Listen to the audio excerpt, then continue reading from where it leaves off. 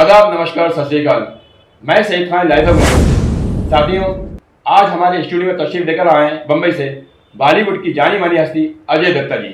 उन्होंने कई सारी फिल्मों में काम किया है, बड़े बड़े आर्टिस्ट के साथ, और सीरियल किए हैं, एड किए हैं। तो आइए हम आपकी मुलाकात कराते हैं और उनसे रूबरू कराते हैं और उन्हीं से जानते हैं उनके फिल्मी सफ़र के बारे में। अजय दत्ता जी, हीरो की नगरी भोपाल शहर में लाइव ओपन न्यूज़ में आपका बहुत बहुत स्वागत है। धन्यवाद। आप यहाँ तशरीफ लाए। तो हम आपसे जानना चाहेंगे कि आप अपना फिल्मी सफ़र कब और कैसे शुरू हुआ, वो थोड़ा बताएं।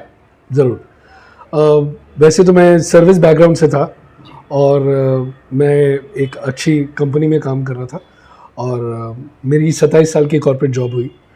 2014 में मैं बेंगलोर में था जब मैंने थिएटर का प्रशिक्षण शुरू किया। उस टाइम मुझे शौक़ तो था बचपन से, लेकिन मौका नहीं मिला, और क्योंकि मैं मसरूफ़ था अपने कामों में और अपने करियर को जमाने में।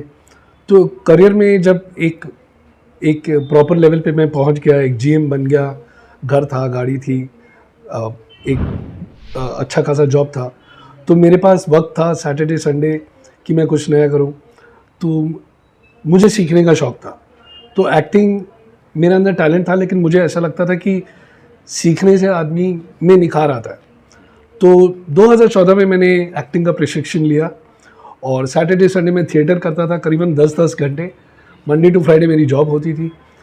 ये सिलसिला चला 7 महीने तक, और 7 महीने के बाद मैं उस बैच का टॉपर था।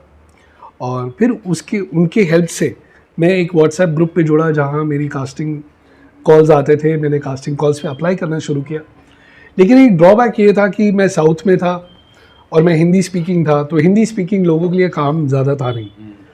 तो मेरे पास कोई चॉइस नहीं थी। जो ऑडिशंस हो रहे थे वो कन्नड़ा लैंग्वेज में थे, तमिल लैंग्वेज में भी थे, और वो लैंग्वेज मुझे आती नहीं थी। लेकिन फिर भी मैं उन ऑडिशंस के लिए जाता था, सैटरडे संडे काफ़ी दूर दूर तक जाता था। मुझे मालूम था कि मैं फ़ेल हो जाऊँगा क्योंकि मुझे लैंग्वेज नहीं आती, लेकिन मुझे एक्टिंग आती है, और मैं उनके कैमरा के हार्ड डिस्क में हमेशा रहने वाला हूँ। हो सकता है कि अगर उन्हें मेरा चेहरा पसंद आ जाए तो क्या पता वो मुझे डब कर लें।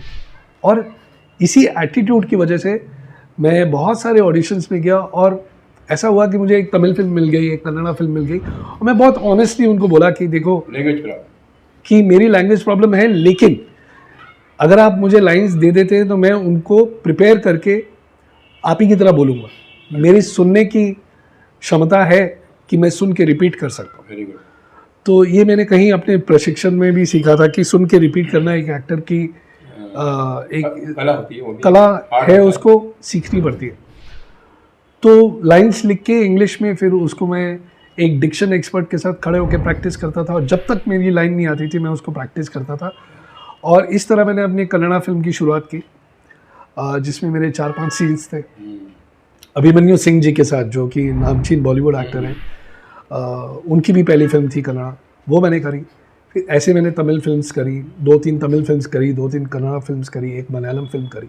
ऐसे ही सफ़र शुरू हुआ और काम के साथ साथ ये चलता रहा। ये सारे छोटे रोल्स थे। सिर्फ कन्नड़ा फिल्म की जो पहली थी वो 10-11 दिन की शेड्यूल थी, अलग अलग महीनों में। बाकी सब 1 दिन 2 दिन ऐसे हमारे, और साथ में एड्स करता रहा मैं। तो बस वहाँ से सफ़र शुरू हुआ और चलता रहा 5.5 साल तक। अजय दत्ता जी, ये बहुत बड़ी बात है कि आपने शुरुआत ऐसी जगह से की जहाँ वो लैंग्वेज आपको नहीं आती थी, उस पर आपने कमांड किया। तो बहुत ही आपने कॉन्फिडेंस के साथ शुरू की। तो फिर बाद में हिंदी फिल्मों में भी आपको काम मिला बम्बई में आकर? मैंने वहाँ पे कन्नड़ा सीखी। बतौर एक्टिंग ख़त्म करने के बाद मैंने 3 महीना कन्नड़ा ऑफिशियली सीखी, ताकि मैं उसकी लैंग्वेज को पकड़ सकूँ। जस्ट बिकॉज मुझे एक्टिंग का शौक़ था, इसलिए नहीं कि मुझे वो लैंग्वेज लर्न करनी थी, बट एक्टिंग के लिए वो लैंग्वेज लर्न की। तो हाँ, 5.5 साल तक मैंने काफ़ी काम किया। करीबन 100 एड्स कर लिए, 100 एडवर्टीजमेंट कमर्शियल्स कर लिए, 4-5 थिएटर प्लेस कर लिए, और 7-8 साउथ इंडियन फिल्म्स कर ली। छोटे बड़े किरदार थे, बहुत छोटे किरदार थे, लेकिन एक सेटिस्फैक्शन नहीं हो रहा था कि कोई बड़ा कैरेक्टर मिले, कुछ बड़ा करूं, अपने नेशनल लेवल के लैंग्वेज में करूं। तब मैं बहुत रीजनल था। रीजनल मतलब साउथ इंडियन कंटेक्स्ट में ही लोग मुझे जानते हैं, नेशनल लेवल पे कोई मुझे जानता नहीं है। तो मेरी एक दिली इच्छा थी कि मैं बॉम्बे आऊँ, और तब वेब सीरीज शुरू हो गई थी 2018 में, तब मुझे ऐसा लगा कि ये प्लेटफॉर्म जो है आगे जाके बहुत वाइडर फैलने वाला है, क्योंकि शुरुआत की थी 2-3 प्लेटफॉर्म्स थे, अमेज़ॉन था, हॉटस्टार था, एक नेटफ्लिक्स था। 2019 और 20 में करते करते वो 15-20 प्लेटफॉर्म्स हो गए। एयरटेल का अपना प्लेटफॉर्म हो गया, MX प्लेयर हो गया, जी का अपना प्लेटफॉर्म हो गया। तो ऐसे लगा कि ये तो इसमें तो एक्टर्स की डिमांड बढ़ेगी, मुझे अभी निकलना पड़ेगा, इस बस में मुझे चढ़ना है, क्योंकि अगर मैं नहीं चढ़ा तो मैं लेट हो जाऊंगा। तो 2019 से मन बनाना शुरू किया था कि करना है, बिकॉज बड़ा काम आ रहा था लेकिन मैं ले नहीं पा रहा था जॉब की कमिटमेंट की वजह से। तो एक टाइम ऐसा आया कि मुझे पता लग गया कि अब एक नाव में ही सवारी हो सकती है। फिर 2020 में मैंने ये डिसीजन लिया, 2019 में मैंने ये डिसीजन लिया और मैंने अपनी जॉब क्विट की एज अ डायरेक्टर, जो हाईएस्ट पोजीशन है अपनी कंपनी में। उसमें मैंने करीबन 2.25 लाख की नौकरी थी, छोड़ी। सर आपकी बातों से लगता है कि आपको इतना, आपने जबकि लेट एंट्री करी इसमें, लेकिन इस उम्र में भी इतना शौक था, वो शिद्दत के साथ आपने काम किया कि कहते हैं ना कि अगर कोई शिद्दत से किसी काम को करना चाहो तो पूरी कायनात तो उसका साथ देती है। बिल्कुल, वही आपके साथ हुआ। बिल्कुल। सर एक चीज़ और पूछना चाहेंगे हम आपसे कि आपने अभी तो जो फिल्में की हैं, किसी बड़े आर्टिस्ट के साथ किसके साथ काम किया, कौन सी फिल्म होगा? सर हाल ही में मैं बहुत खुशकिस्मत हूँ और मुझे बताते हुए बहुत खुशी हो रही है कि अभी एक फिल्म रिलीज़ हुई है और वो सुपर हिट हो गई। ये फिल्म है ऊंचाई। अमिताभ बच्चन जी हैं, बोमन ईरानी जी हैं, डैनी हैं, अनुपम खेर जी हैं, और फिल्म को सूरज बड़जात्या जी ने डायरेक्ट किया है, जो कि हम आपके हैं कौन और मैंने प्यार किया के डायरेक्टर हैं। और ये मेरी पहली रिलीज़ है मेरे करियर की हिंदी फिल्म, जो कि बड़े पर्दे पर आई और बहुत बेहतरीन फिल्म है। उसमें मैंने डैनी सर के डॉक्टर का किरदार निभाया, जिसमें मैं उनकी मौत की खबर सुनाता हूँ बाकी उनके तीनों फ्रेंड्स को। तो मेरे डायलॉग अमिताभ बच्चन जी के साथ है और उस सीन में बोमन ईरानी, अनुपम खेर जी भी हैं, डैनी सर भी हैं। और वो मेरी अभी पहली रिलीज़ फिल्म है। मेरी आने वाली फिल्मों में रॉकी और रानी की प्रेम कहानी, जो कि करण जौहर सर की रिटर्न फिल्म है, वो खुद डायरेक्ट कर रहे हैं। फिर एक फिल्म है नेटफ्लिक्स की, जिसका नाम अभी थोड़ा चेंज हो जाएगा, अजमेर 92 है उसका नाम। बहुत ही कॉन्ट्रोवर्शियल फिल्म बनेगी। और मैंने सर्वगुण संपन्न में काम किया, जो कि मैडप फिल्म्स की एक फिल्म है वानी कपूर के साथ। और अभी एक भोपाल में फिल्म कर रहा हूँ जिसका नाम मैं नहीं ले सकता, लेकिन ये OTT की फिल्म है और काफ़ी नामचीन कैरेक्टर्स है उसमें एक पैरेलल लीड हीरोइन के फादर का रोल कर रहा हूँ मैं। अरे तो अभी आप भोपाल में शूटिंग के जी। सर आपने अभी ऊंचाइयों का नाम लिया, तो उसमें बहुत बड़ी कास्टिंग, यानी बड़े बड़े दिग्गज जो हैं उनके साथ आपने काम किया और डायरेक्टर भी बहुत बड़े हैं। तो उनके साथ काम करने के दौरान आपको, जैसे अमित जी, और उनके साथ कैसा फील हुआ आपको, क्या उनका नेचर लगा आपको, कुछ बात? जी देखिए, अमित जी तो भगवान है हमारे इंडस्ट्री के। सही कहा। और भगवान से आप जब मंदिर में मिलने जाते हैं तो आप उनके पैर नहीं छू सकते इतनी आसानी से, आप उन्हें देख सकते हैं, आप उनके पास जाना चाहते हैं, लेकिन आपको दूर से ऐसे करना पड़ता है। तो मुझे नहीं लगता कि मैं अभी इस लायक हुआ हूँ कि मैं उनके इतने करीब जा सकूँ। मैंने उनको देखा, मैंने उनके साथ काम किया, ये मेरे सौभाग्य है, बिकॉज उनकी प्रेरणा से ही आधे से ज़्यादा लोग इस इंडस्ट्री में आए, मैं भी उनमें से हूँ। और मेरे लिए वो गुरु से कम नहीं है, क्योंकि उनको देखा देखी मैं फिल्म इंडस्ट्री में आया और मेरी एक तमन्ना थी, दिली तमन्ना थी कि मैं उनके साथ काम करूँ, बट ये सपना था, मुझे लगता नहीं था कि ये इस जन्म में तो हो पाएगा। उनकी भी एज हो गई, लेकिन ऐसे हो जाएगा। इसके लिए मैं श्री मुकेश छाबड़ा जी कास्टिंग को धन्यवाद देता हूं कि उन्होंने मुझे ये मौका दिया। ऊंचाई के टाइम में जो पहला एक्टर मुझे मिला वो डैनी सर थे जी। उन्हें मरना था उस सीन में, तो हमारी ब्रीफिंग चल रही थी। सूरज बड़जात्या जी ने डैनी सर को बुलाया, अमित सर बाहर ही थे, उनसे कोई मिल नहीं सकता बिकॉज सिक्योरिटी होती है उनकी बहुत टाइट। तो सबसे पहले डैनी सर आए और डैनी सर के साथ मुझे रिहर्सल करनी थी, क्योंकि उनकी चेस्ट पे मुझे ECG के प्लग्स लगाने थे। तो उसके पहले का जो समय है वो मेरे लिए बहुत यादगार इसलिए भी है कि डैनी सर मेरे पास बैठे थे और मैंने कहा थोड़ा ऑकवर्ड होता है, बातचीत नहीं करूंगा, तो मैं बहुत नर्वस था। फैमिलियर हो जाते हैं बात। हाँ, मैं बहुत नर्वस था क्योंकि अमिताभ जी सेट पे आने वाले हैं, मेरा डायलॉग उनके साथ है, गलती करने का कोई चांस नहीं था। तो उस सीन के लिए मैंने कम से कम 1 महीने पहले से रिहर्स किया मेंटली कि I can't go wrong in this scene, क्योंकि मेरी वजह से उनको रीटेक लेना पड़े ये तो अच्छा नहीं। सवाल ही नहीं पैदा होता। तो मुझे अपने आप को कंफर्टेबल करने के लिए डैनी सर से बात करनी पड़ी। तो डैनी सर से मैंने उनकी पुरानी जितनी भी फिल्में हैं शुरुआत की। जब मैं 8 साल का था तो मैंने उनकी पहली बंगाली फिल्म देखी थी लाल कुठी, तो मैंने उसके बारे में बात छेड़ दी, उसका एक गाना मैंने उनको सुनाया तो वो बहुत फैसिनेटेड हो गए कि अरे तुम्हें पता है। मैंने कहा हाँ सर ये फिल्म टैक्स फ्री थी, ये भी पता है। तो वो मेरे साथ बहुत फ्रेंडली हो गए। फिर मैंने उनके और 3-4 किरदार बताए कि आंधी तूफान में आपने ये कपड़े पहने थे, आपने ये आपका ये स्टाइल था बात करने का। तो वो बहुत फैसिनेटेड हुए कि ये जानता है मेरे बारे में, मेरे काम के बारे में। और वो मेरे साथ इतने फ्रेंडली हो गए, हंसी मजाक कर रहे थे कि वो मॉनिटर पे देख के सूरज बरजात्या जी आ गए, वो भी खड़े हुए और हम लोग मजाक करने लगे। तो एक मुझे बहुत खुशी हुई इस बात की कि यादगार मोमेंट इसलिए कि इतना बड़ा स्टार मुझसे बात कर रहा है। और सर उनको घमंड छू के भी नहीं गया, स्टारडम छू के भी नहीं गया। अभी उनकी बेबी भी मैंने देखी है, कितनी बार बेबी देखी है अक्षय कुमार के साथ। And he is so sweet as a person, so good a human being.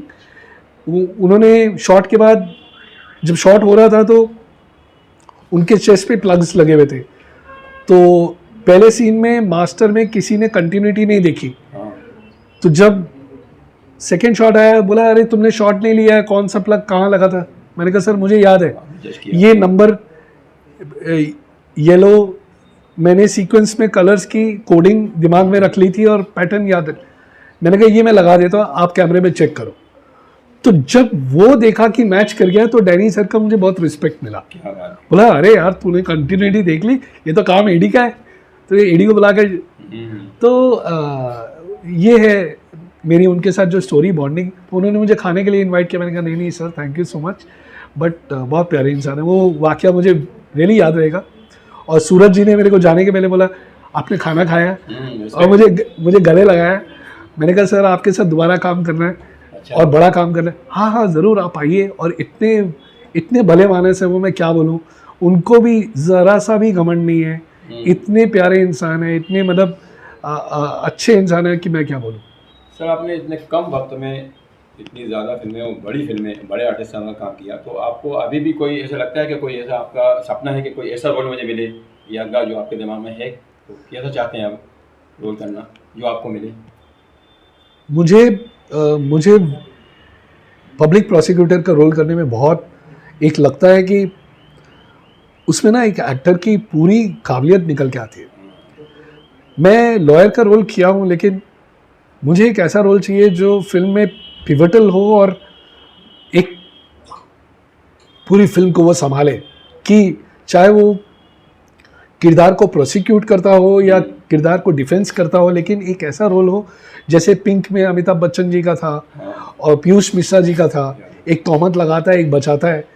तो दोनों ही सिरे में एक ऐसा रोल जो एक कोर्ट रूम ड्रामा हो, जिसमें बहुत सारे डायलॉग्स हो, जिसमें बहुत सारे उतार चढ़ाव हो, एक पीक हो, एक वैली हो, तो वो मुझे ज़रूर करना है। और मैं उम्मीद करता हूँ कि मुझे वो मौका कभी ना कभी मिलेगा। ज़रूर मिलेगा सर, शुभकामनाएं आपके साथ हैं। तो भोपाल में आप शूटिंग पे आए, तो पहली बार भोपाल में आए या पहली बार? तो भोपाल कैसा लगा आपको? बहुत ही सुंदर शहर है। मैंने तो भोपाल को सिर्फ बाहर से देखा था और मुझे लगता था कि यहाँ पर सिर्फ मिल्स होंगी, बिकॉज जब ट्रेन में पास करते थे एज अ बच्चे तो मिल से धुआं निकलता था, तो वही छवि थी।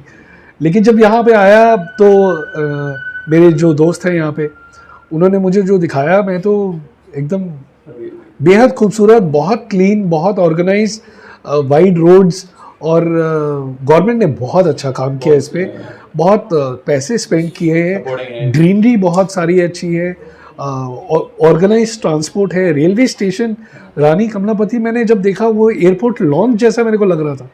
मैंने आई डोंट थिंक सो मैंने इतना क्लीन स्टेशन इंडिया में कहीं पर मैं उतरा होऊंगा जहाँ मुझे लगता है कि यार थोड़ी देर और बैठ जाता हूँ। तो बहुत अच्छा लगा। सारी सुविधाएं हैं उसमें, एस्केलेटर है उसमें, तरह तरह की सुविधाएं मैंने देखी, तो सब कुछ है सर। भोपाल में गवर्नमेंट सपोर्ट भी करती है यहाँ, शूटिंग तो बहुत ज़्यादा तादाद में यहाँ हो रही है। 2008 से प्रकाश झा आए थे यहाँ पर। जी जी जी जी जी। तो सर आपसे बात करके अच्छा लगा। तो आप हमारे लाइफ ऑफ न्यूज़ चैनल के बारे में क्या कहना चाहेंगे? जी मैं सबसे पहले आपके लाइफ ओके चैनल का बहुत न्यूज़ चैनल का बहुत बहुत शुक्रगुजार हूँ कि आपने मुझ जैसे एक उभरते हुए कलाकार को ये मौका दिया कि मैं आपसे बात कर सकूं, अपनी ज़ुबानी सुना सकूं। ये पहली बार है कि ऐसा हुआ और मुझे इस बात की बेहद खुशी है और कि मेरी बातें इतने सारे लोगों तक पहुंचेगी। और मैं बस यही कहना चाहता हूं कि age is just a number. एक उम्र सिर्फ एक नंबर है। मैंने 50 साल की उम्र में शुरुआत की अपनी जो नेशनल लेवल की लीग है जिसमें मैंने काम करना शुरू किया। मैंने 50 साल से आज मुझे 52 साल का होने वाला हूँ मैं मार्च में। इन 2 सालों में मैंने 10 टॉप टीवी सीरियल्स में काम किया। मैंने कुछ 25 एड्स की और मैंने कम से कम 5 या 6 हिंदी फीचर फिल्म्स में काम किया अब तक। और कम से कम 23 वेब सीरीज़ में मैंने छोटे बड़े किरदार किए, जिसमें से 4 ऑलरेडी आ चुके हैं। द ब्रोकन न्यूज़ Z5 पे, कर्म यूथ हॉटस्टार पे, trial by fire Abhay Deol के साथ नेटफ्लिक्स पे और 4 मोर शॉट्स अमेजोन पे। तो लगभग सारे OTT प्लेटफॉर्म्स कवर हो गए। हेलो मिनी MX प्लेयर पे तो लगभग सारे प्लेटफॉर्म्स कवर हो गए और अभी भी 18 से 19 रिलीजेस होने बाकी है। तो मुझे लगता है कि मैं बहुत शुक्रगुजार हूँ उस खुदा का, उस ईश्वर का, जिन्होंने मुझे इतनी जल्दी मुंबई आते ही एक्सेप्ट कर लिया, मुझे काम दिया, जिन्होंने मुझे सपोर्ट किया। मेरे परिवार ने मुझे सपोर्ट किया, मेरे माता पिता ने मुझे सपोर्ट किया, मेरे कलीग्स ने मुझे सपोर्ट किया, इसलिए मैं आज आऊँ। बहुत कम टाइम में आप सक्सेस पाया। तो सर हम ये पूछना चाहेंगे कि जो नए लोग फ्रेशर जो स्ट्रगल करना चाहते हैं और फिल्मों में आना चाहते हैं, उनके लिए आप क्या मैसेज देना चाहेंगे? सर मैं यही कहना चाहूँगा कि इस सफ़र में बहुत मेहनत है, बहुत ज़्यादा मेहनत है। अगर आप में कुर्बानी देने की ताकत है, अगर आप में डेडिकेशन है, डेडिकेशन काफ़ी नहीं है, लक आपका साथ एक पॉइंट तक देगा। आप में काबिलियत तो होनी ही चाहिए और इस काबिलियत को आपको आने से, मुंबई आने से पहले या एक्टिंग में आने से पहले पहचानने की ज़रूरत है। पहचानने की ज़रूरत इसलिए बिकॉज ये आपसे सब कुछ खींच लेगी, आपसे आपके घर का टाइम ले लेगी, सब कुछ ले लेगी। आपको प्रिपेयर्ड होना चाहिए कि इसके लिए मैं कुछ भी देने के लिए मैं तैयार हूँ, क्योंकि एक्टर के लिए कोई समय नहीं होता। जब वो शूट नहीं कर रहा होता तो वो ऑडिशन कर रहा होता है। ऑडिशन करने के बाद भी उसको रिजेक्शन मिलती है, वो रिजेक्शन होने के बाद भी उसे उठ के दोबारा से ऑडिशन करना पड़ता है और कोई गारंटी नहीं है कि शॉर्टलिस्ट होने के बाद भी वो सिलेक्ट हो जाए। तो उसको सबसे पहले फेलियर से लड़ना सीखना पड़ता है। फेलियर को उसको मानना पड़ेगा कि मैं फेल होऊंगा, मैं 10 बार फेल होऊंगा और मैं एक बार सक्सीड होऊंगा, क्योंकि एक ही रोल के पीछे इतने सारे लोग मेहनत करते हैं और पता नहीं किसका चेहरा, किसका काम, किसको कहाँ पसंद आ जाए, वो कोई नहीं कह सकता। इसका मतलब ये नहीं कि कोई भी एक्टर जो ऑडिशन दे रहा है वो बुरा है या वो मुझसे बेहतर है। ये स्क्रिप्ट की डिमांड है, उसमें कैसा लुक चाहिए और डायरेक्टर को कौन पसंद आया उस टाइम, ये यहाँ पे किस्मत का खेल। ऑडिशन तो सबको देना ही पड़ता है, तभी तो वहाँ उनकी नज़रों में आता है। जी सर आपसे बात करके बहुत अच्छा लगा। तो साथियों ये थे अजय दत्ता जी, और फिर कभी दूसरे सेलिब्रिटी के साथ मुलाकात होगी। तब तक के लिए आ गया। जय हिंद, जय भारत।